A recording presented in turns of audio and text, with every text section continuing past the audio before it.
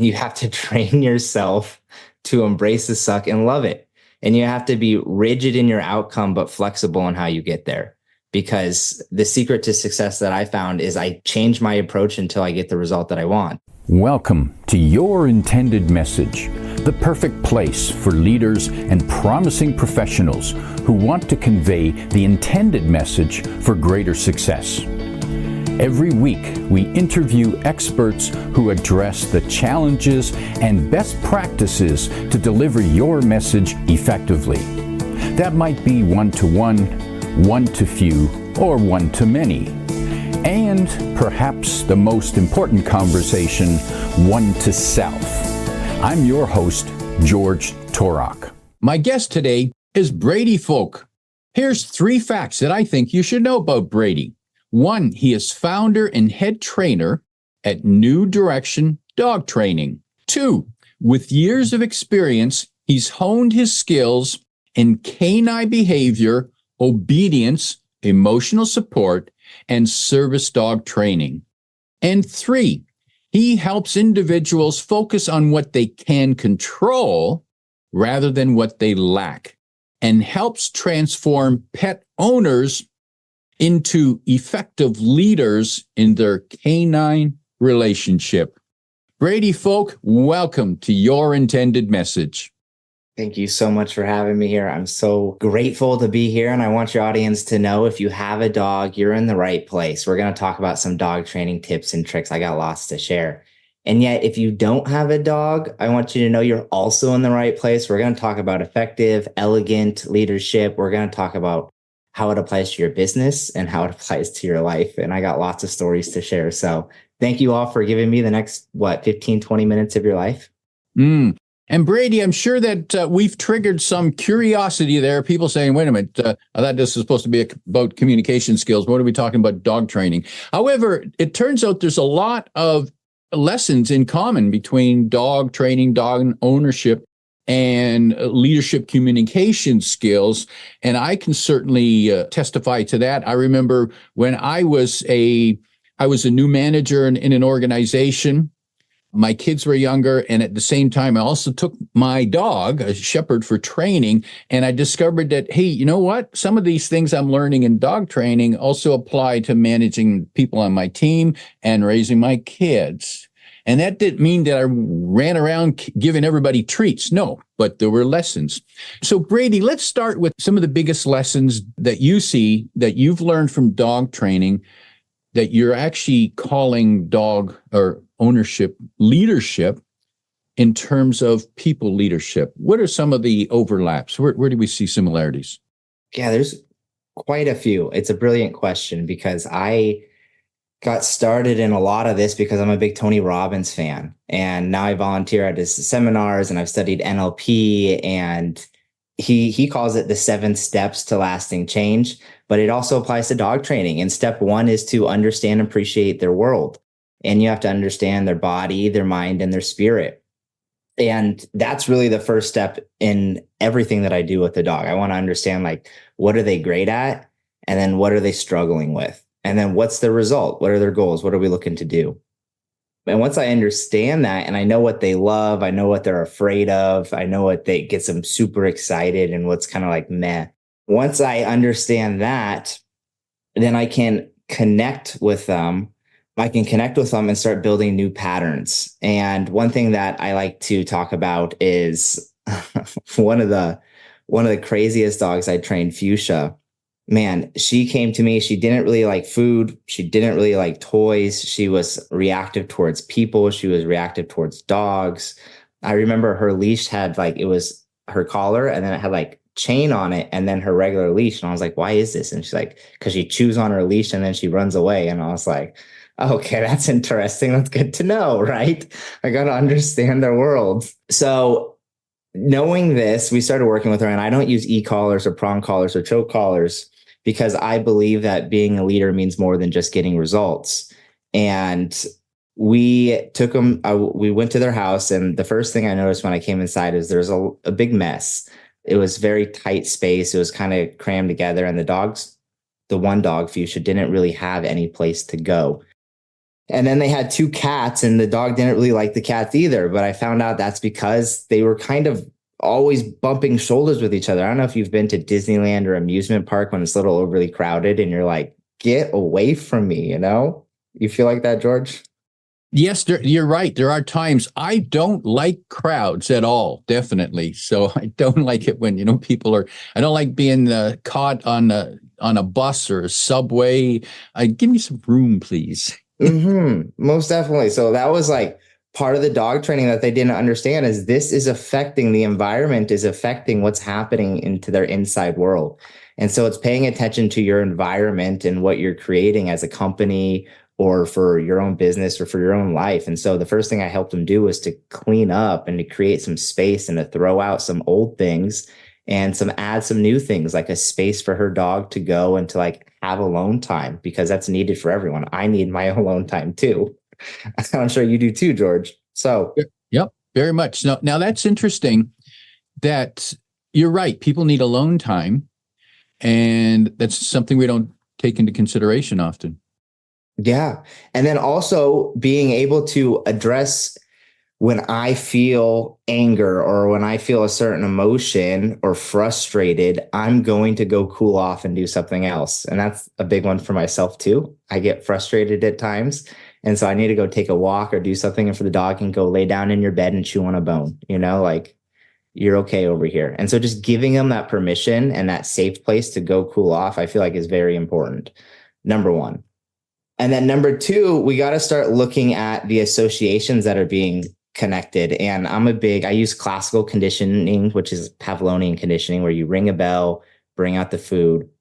And after doing this about 15 to 20 times, you can condition the dog that when you ring the bell to start to drool, and then you bring out the food, right? So you're transferring this behavior of drooling when they see food to drooling when they hear the bell. And then operant conditioning, which is this idea that we all do things for two reasons, including dogs, including us. It's either to avoid pain or to get pleasure. Now, when I say that, there's elegant ways of inflicting pain. I believe in choices a lot. And one from my childhood is if my friends came over and they say, can Brady play? My mom would look at me and she goes, is your room clean? If my room is clean, I'm good. I can go play. If my room's not clean, she's like, how are you going to play if your room's not clean? So it's this grandma's rule that's happening all the time. And so that's operant conditioning. So I use these two principles. I want to create an association in your brain that this thing is valuable. And then I want to have you make the choice because you see the value in doing this thing. Yeah. And I can see the concept of as simple as if your room's clean, you can go and play. And so now you are thinking, you're not thinking, oh, I don't want to clean my room. You're thinking, I want to go play. Exactly. And it's this idea of doing the hard thing first. Most people, not most people, but sometimes even the easy route seems easier. And you're like, oh, okay. But most of the time it's too good to be true. The secret to success is repetition and consistency and routines and showing up day after day to practice these things. But anywho, so she likes to run away. So when they would open up their back door, there was a fenced backyard. The first thing she would do is she would bolt out the door and run away from us. And I was like, well, that's interesting. Well, how do you guys play with her? And we're like, oh, we just chase her around the yard. And I was like, interesting. That's fun to play sometimes, but if that's the only time you guys are doing this, you kind of teach your dog to run away from you. And if you're like at a park or anywhere else, it's very, very dangerous. So we got to change this, right? Now we have to associate great things to coming to us and not so great things by leaving us. And so what we do is very simply, when we open the door, she takes off to go running. We step outside, we call her, she doesn't come. So then we go back inside, we shut the door and we start having a party inside.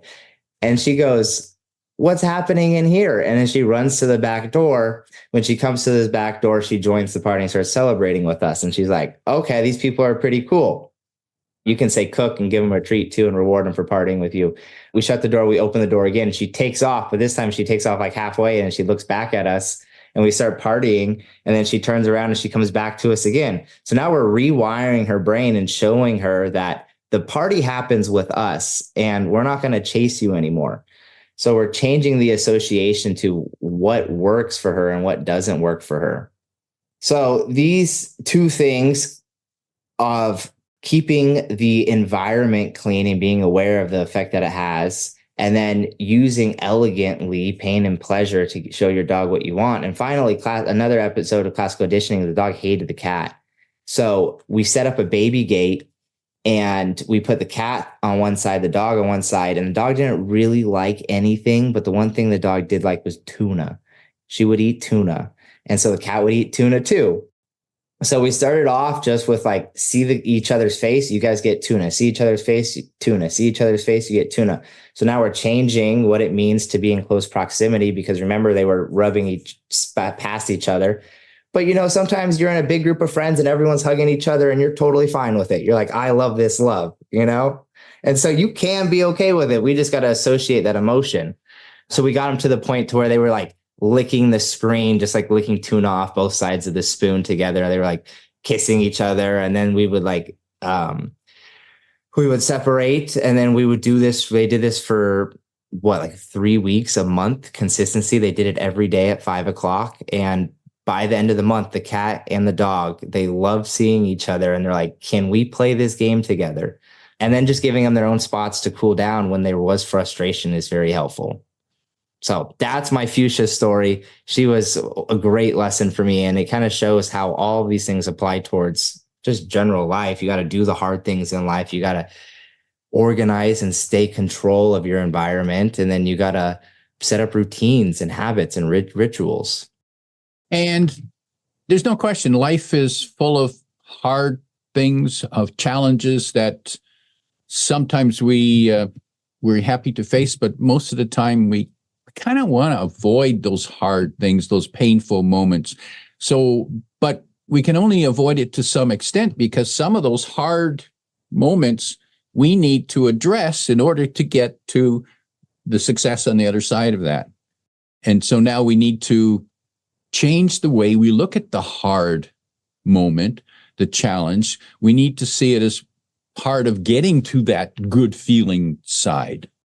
Most definitely. I say embrace the suck. And you have to train yourself to embrace the suck and love it. And you have to be rigid in your outcome, but flexible in how you get there. Because the secret to success that I found is I change my approach until I get the result that I want. And I also understand that airplanes don't fly straight. Airplanes are constantly going back and forth, but they always end up at the airport where they're supposed to, because they redirect. They're always iterating. And as you get closer and closer, you hit your result. So very important stuff to kind of keep top of mind. Now, Brady, you mentioned that you get to understand the dog, what they feel like, what their perspective is. And a dog can't just sit down and say, well, here's my problem, and da, da, da. It can't talk our language.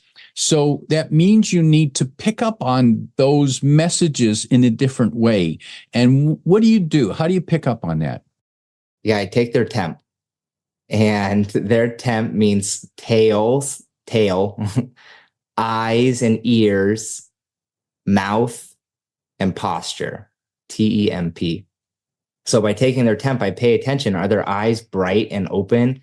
Are their ears up? Is their tail wagging? What does it look like? And I think we all can remember leaders who intimidated us, or maybe leaders who bribed us, or leaders who inspired us.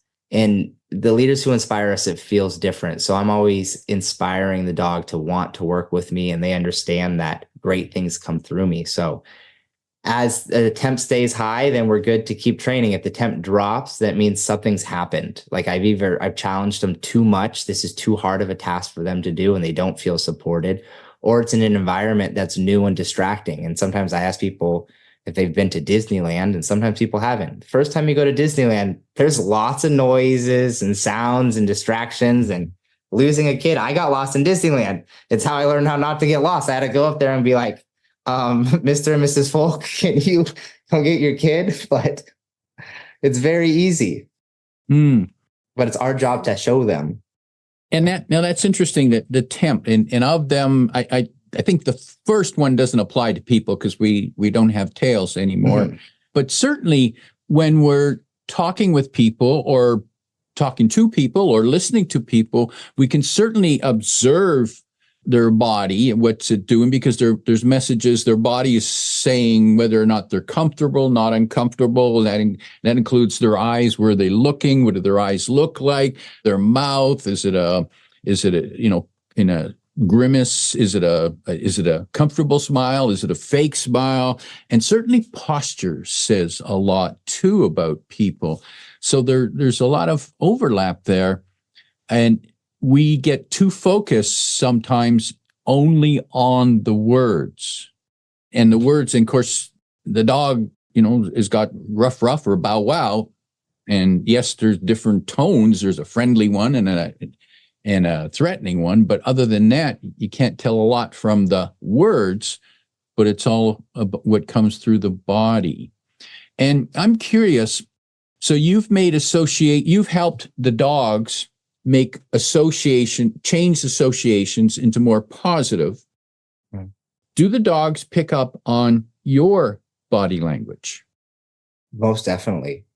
They pay attention to my body language as well as they're smelling things that are happening. There's this cool experiment that I read that they took a group and they had them watch a scary movie like The Shining. And then they had a group watch a fun movie like a Disney Princess Frozen movie, right? And they took sweat swabs from both of them. And then they had people bring in their dogs and they had an assistant sit across the room from them. And they put the sweat swab of the scary movie sweat in the center. And the dog walked over and smelled it and then ran away from the person, hid under the chair. Some dogs wouldn't go back into the room, right? So the dog is smelling that this person is terrified of something, like the chemicals that are being emitted. And I shouldn't be around this person because it's bad news. And then they took the frozen samples they put in the room. The dog smelled that. It went over to the assistant, started wagging its tail, greeting the person, very comfortable, very happy. And it goes to show that if we aren't in control of our bodies, of what's happening, of our focus and controlling what we can control versus what we can't control, then our dogs are going to pick up on that too. So my question is, how aware are you of what you're doing with your dog or your business or your life? How sensory acuity, how much do you have? And you mentioned earlier about dealing with anger. Do dogs detect anger and do they react differently to that? Every dog's a little bit different, right? So you got fight, flight, or freeze. So some dogs run away from scary things. Some dogs, like one time the fire alarm went off in my house. My dog got spooked and I jumped up on a chair to go grab it and he like nipped my butt. And I was like, ouch, man. But this is a sound that he'd never heard before. It was really scary. I jumped up and I was acting weird. But it's a sign to me. It's like, okay, we need to work on some loud noises that spook them because obviously this is scary. I didn't even have this thought before. So always be keeping track of these things. But some dogs bite, some dogs run away, some dogs just freeze. Like we have guinea pigs. They just freeze a lot of the time. But yeah, so it kind of depends. And so I noticed, so the dog bit you. Mm-hmm. How did you react to the dog after that, when that happened? And how could you turn that into a learning experience and not I'll show you to bite me? Yeah, that's a good point. I believe dogs, they respond in two ways, either a loving response or a cry for help. And he's saying, I'm really afraid right now. I went to this emotional place, and that's not who he is all the time, right? So I got to recognize that. So obviously it hurt. I rubbed my butt and I was like, ouch, man, that hurt. I stopped the beeping because it was obnoxious. And that was kind of the end of it, right? And it was just like a note that I have to go train that. There was no punishing him. There was nothing. It was just like, it just happened. It was just an accident.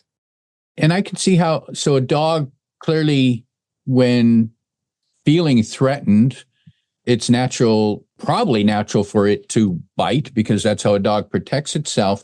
Yeah, there are times when a person feels threatened and they might react. They're not necessarily going to bite. However, they might react with a punch or a fist, or they might simply yell or react in some negative way, fighting back. How can we deal with that when, let's just take somebody yelling back at us, screaming at us, well, an angry boss, for an example, or an angry customer. How can we deal with that in a way that's more positive? Yeah, that's great.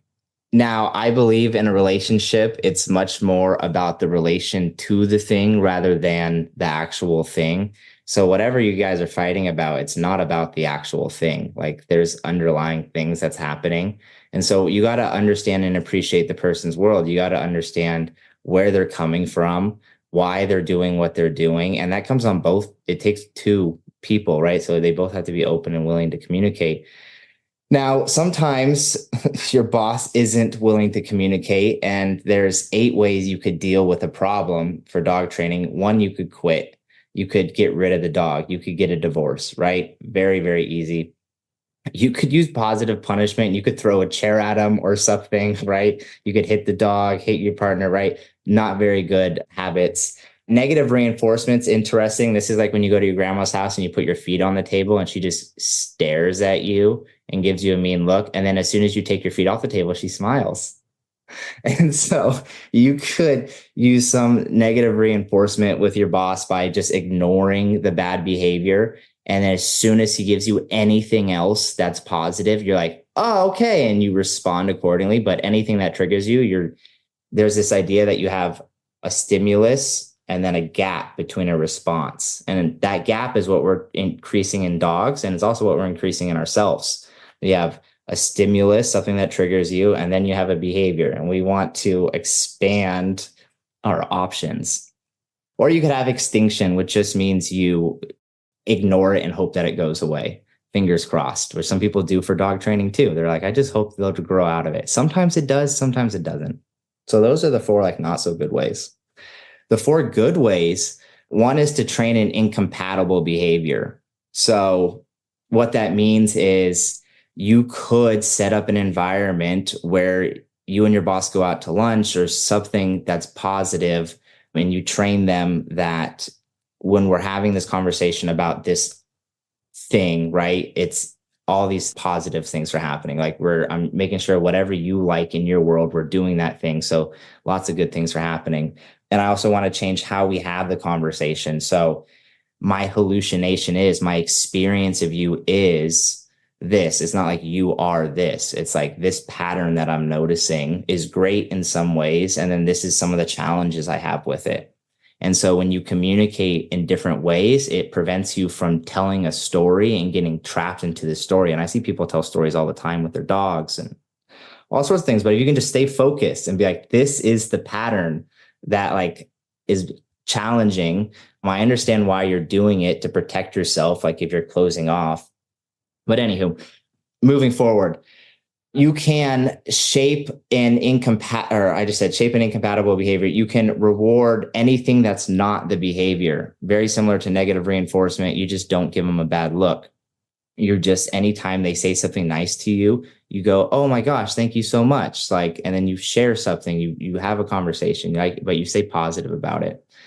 And then there's changing the motivation. This is very similar to the fuchsia story that I shared, that there's probably things in the environment that's happening. There's associations that have been formed. There's systems and routines that need to be set up in order to be changed. And this is kind of the whole ecology of a change. And if you can change the motivation behind it and create an environment that the dog likes to be in, if you can create a system that's clear so they know how to win the game. Most people get angry because they don't know how to win the game. Same with dogs, if it's not clear. So setting that up as well for them is very important. There's one more that I'm forgetting, but as I think of it, it may come back to me. But anywho, you got lots of options. I want you to know you always have had lots of options, and whichever one you pick to, commit to it. And so let's address the issue of punishment. Yeah. When does punishment fit, and what are relevant punishments? Do we take a rolled up newspaper and hit the dog on the nose?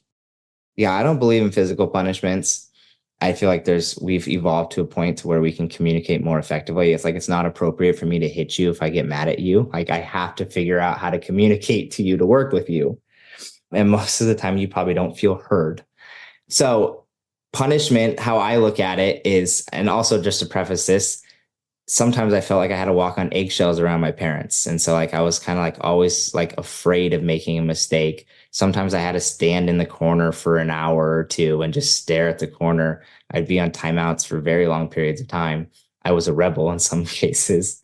If you told me don't hit the red button, I'm hitting the red button. I don't know if there's anyone else like that listening right now, but I'm with you. So I've learned that timeouts are effective in the short term. And so there does have to be consequences. Positive is not permissive. It's important to recognize that if there's a mistake, I'm not going to give you a reward after that. We're going to reset and we can try it again. And if you make another mistake, I'm going to ask myself, how am I responsible for this? How did I set up the game that you failed 2 times in a row right off the bat? So I'm challenging you too much. So that is key in it, is if there's something going wrong, like asking yourself, how am I responsible? And then, yeah, I use a lot of control of the environment too. So especially with puppies, there's gates and there's playpens and there's crate training going on, and I'm creating positive associations for all of these. So I'm making it really hard for you to make a mistake until I know you're at a place to be successful. And it's like that with employees too. Like you should be giving them challenges so that they can be successful and building them up until a point where you can challenge them and give them something that they may fail at. And then you're testing them. Do you ask me for help, or do you just go off and go do it yourself? So everything is giving you information in life. A relevant message. Make it hard for them to make a mistake in the first place. Mm-hmm. What can you do to adjust the environment and the communication? Yeah, it's like putting bumpers up when you're bowling. Brady, for people who would like to know more about dogs in particular, dog training, dog ownership, they can find more information and like-minded people at your online free community, which is at your website. And we have that description, that linked in the description below. Brady, as we prepare to wrap up, if you could sit down with a business leader, a leader who's called you in to help them manage and lead their team, and they understand dogs because they have a dog. Mm-hmm. And you could offer them 1, 2, or 3 lessons or analogies from dog training that they could use with their team. What might that be? A few analogies is I would share the story about how my roommate had a different view of dog training than I did. And starting off, I told you my childhood, I felt like I was walking on eggshells. My parents used a lot of intimidation. When I got my dog, I bribed him a lot. But the challenge with bribing or bonuses is that you have to keep increasing them for people to be happy. So you want to really inspire people, especially like sometimes people want to go home early to see their kids. Sometimes people want the promotion. Sometimes people want more money. So you want to know what motivates these people. But anywho, my roommate did not believe some of these things. He just wanted to get a result. And so he went out to my dog who was on the back patio. And what I did is I pretended to leave because the neighbors told me that they heard some concerning noises coming from our apartment after I left, my dog yelping. So I pretended like I left and I set up a camera and I watched him. And when my dog didn't do what he said, he kicked him and then he punched him. And then the dog listened. And it automatically, and then he just went inside. Once he got the result, he went inside and just kept doing the dishes. Oh man, I don't know if it lit a fire inside of me. I don't know if anyone else is just angry listening to this, but imagine me like watching this on camera. I grabbed him, I threw him to the ground. There was no gap in that response for me. There was just like, I saw that and I studied jujitsu and I've practiced these things. And so like, I really wanted to hurt this guy, and I got in a good position, and his girlfriend ran out and she's like, what are you doing? And I was like, do you know what this asshole's doing? And like, are you okay? Like, what's happening? And she's like, no, I love him. He blah, blah, blah. He's fine. All these things. Right. And I was like, I'm calling the police. So I called the police, and the police were like, well, we can't do anything really. And I was like, you should get a new roommate. And I was like, yeah, I think you're right. But I learned a very important lesson. You could get behavior by intimidating. You can get it by bribing, and you can get it by inspiring. But only one of those methods is going to build the connection with you and your dog or you and your employee that you're really craving. And that's what I found a lot of employers want, is that connection, that family, that community. And so we can all remember the leaders who intimidated us and bribed us, and we can think back like, I wouldn't go work for them again. I wouldn't go do that. And then the leaders or teachers who inspired us, we probably can still see their faces and hear their voices and remember how they made us feel. And so my message to people is, how do you want to be remembered? It's very important. And when you get furious, get curious. Ask yourself a question. How am I responsible for this? And what can I do to make this better? So it's a lot of ownership of the problem and inspiring people in the ways that they want to be inspired. A lot of powerful and applicable lessons there. My guest today is Brady Foulk, reminding you that if you want to be successful, it's important in any type of leadership or communication. It's important to be consistent and establish routine. If you like what you heard, tell your friends and post your 5-star review on Apple Podcasts, because that helps more listeners find us. Come back every week for more practical insights to help you deliver your intended message. I'm your host, George Torok.